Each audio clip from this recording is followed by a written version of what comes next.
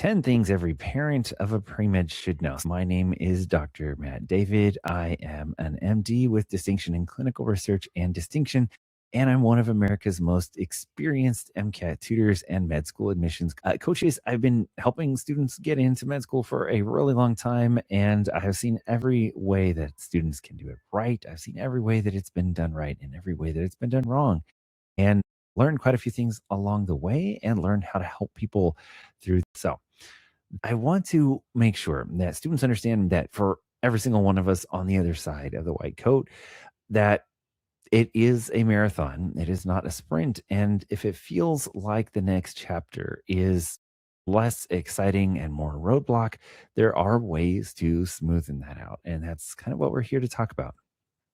Now, the road as it looks from 30,000 feet that every parent should understand to process along this pathway from pre-med to physician starts, number one, with accomplishing your undergrad degree. Now, there's a common myth out there that says that you need to have an undergraduate degree in a traditional pre-med bioscience, right? Like either biochemistry or biology or a straight pre-health degree. And that's actually not true. You do have to take some standard prerequisite courses, but you do not have to actually have a specifically pre-health degree. You can major in anything you want. You can major in art, in history, in studies of your favorite civilization, in a language. It does not matter. Number two, while you're in college or if you're taking a gap year, you're going to want to study for the MCAT. Now, if you're not planning on having a gap year, you want to start studying for the MCAT either at the end of your second or beginning of your third year. You want to take it by the end of your third year. And if you are applying, you have to remember the application cycle runs about a year long. And so you actually want to apply at the end of your third year and then be interviewing and getting your medical school acceptances during your fourth year. So keep track of that because it rushes up on you faster than you can possibly imagine. Now, medical school is traditionally 4 years long. And if you are going into a residency after, then you will plan another 3 to 7 years or more if you're doing a fellowship.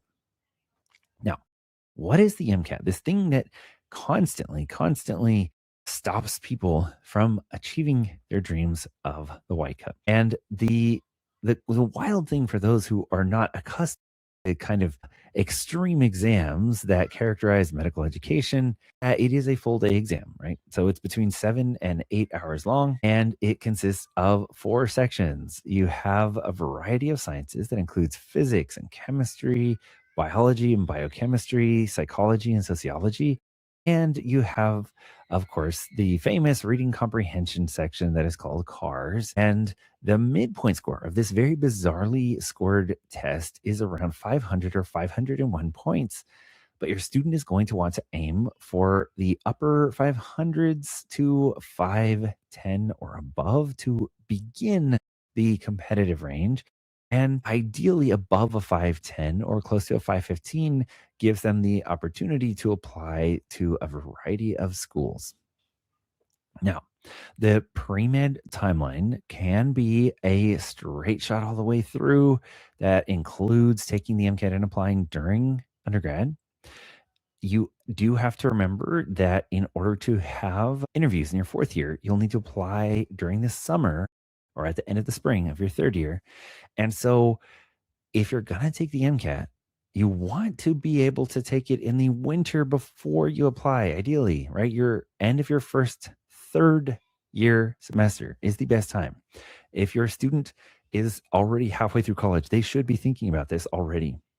However, if your student is getting close to the end of undergrad and has not yet applied, gap years are not such a faux pas like they used to be. Now, ideally, your student will set aside about 3 to 6 months of focused study time for the MCAT. It's not a study for 3 hours on the weekend kind of test for 3 weeks and then go take it. This is essentially a part-time job for half a year or a full-time job for 3 months. And it does involve hundreds of hours of sitting down, learning the content review, the context, the daily practice exams, reviewing those practice exams. And students often feel worse if they waited too long.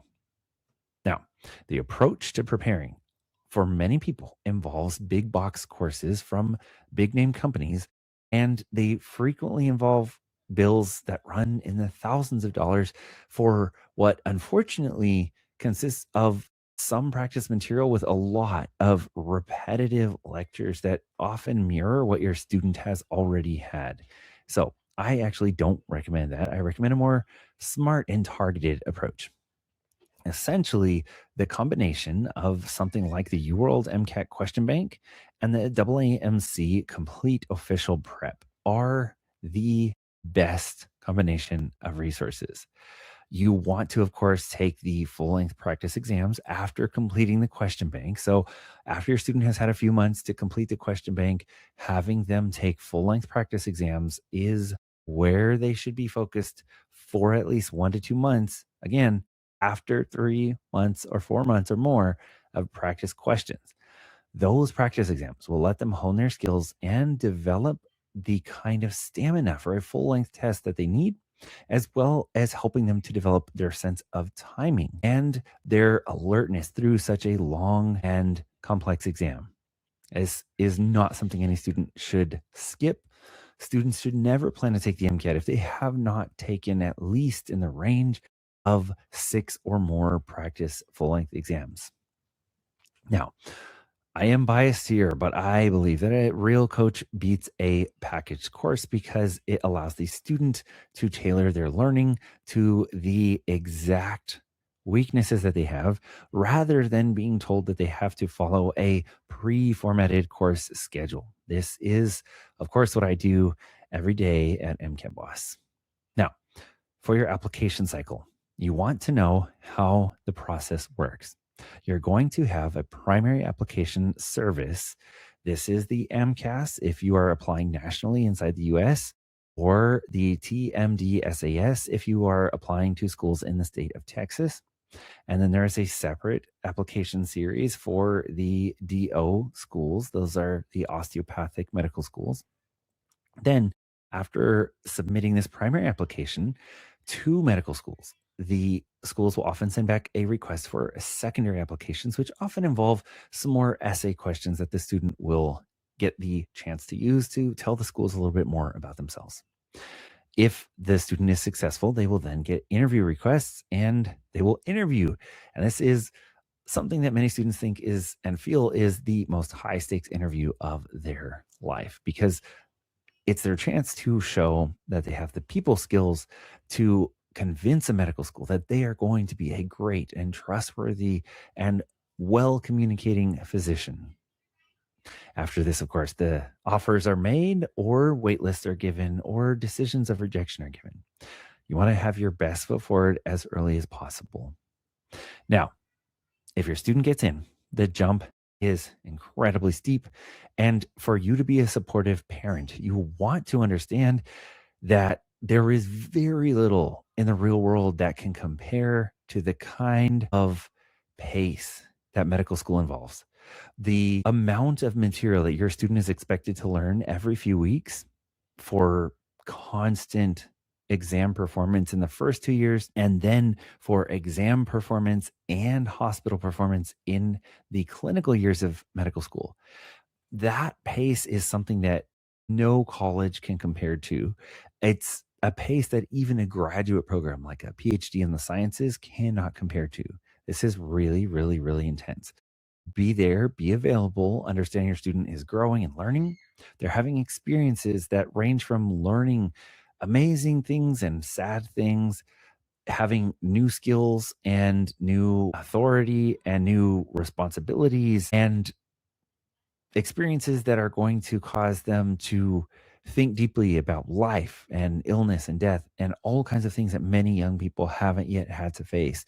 And they're going to be doing this with the constant stress of another impending exam, another shelf exam, a board exam, always, always, always right around the corner. And so being available to them during this time is incredibly, incredibly important. Yeah, the general blocks that you as a parent can help understand and prepare your student for is the first 2 years are going to be preclinical. For some schools, this is a year and a half. For some schools, this is a full 24 months. And then at the end of that preclinical period, they will be done with their general classroom learning and they will have their very first USMLE board exam. This is called step one, where they will then have to be able to answer difficult questions about the pathology of disease, the origin of disease, and the method of diagnosis, things like that. All different ranges of diseases. And it's another full day exam.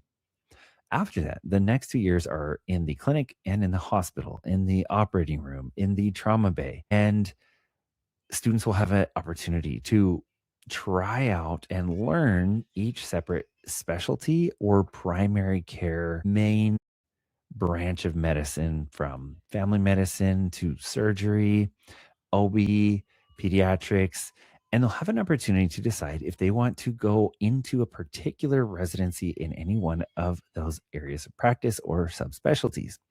And then comes match day in your final few weeks of med school. And then you're off to residency where you'll spend another, after 4 years, another 3 to 7 years training to be an attending physician, a freely practicing physician. This is where we encourage students and their parents to start that journey off right. Start with a good quality question bank like UWorld and the sort of bread and butter of the AAMC official prep pack. Work with a coach who can guide you along the way. If you're a parent who has been attending today, thank you for thinking of your med student, your future med student, your current pre-med student. Thank you for being there to encourage them and to learn a little bit more, to show that you care by learning a little bit more about the process that they're going to be going through. Please feel free to drop me a line at mcatboss.com and mention the code parent35 to save 35% off of any set of 35 or more hours. This can include MCAT coaching. This can include coaching along how students can build up their volunteering and their clinical and non-clinical hours that they're going to mention on their medical school application. And of course, it can be used for reading their personal statement when they're ready to apply to med school, helping them with their essays as they submit those applications, and mock interviews to get them ready for the biggest interviews of their life. Thank you again. And don't forget to like and subscribe. And if you're a parent and you're seeing this and you want your student to see it, make sure and share with your student as well. And you can always email me directly at matt@mcatboss.com. Thank you guys so much for being here, and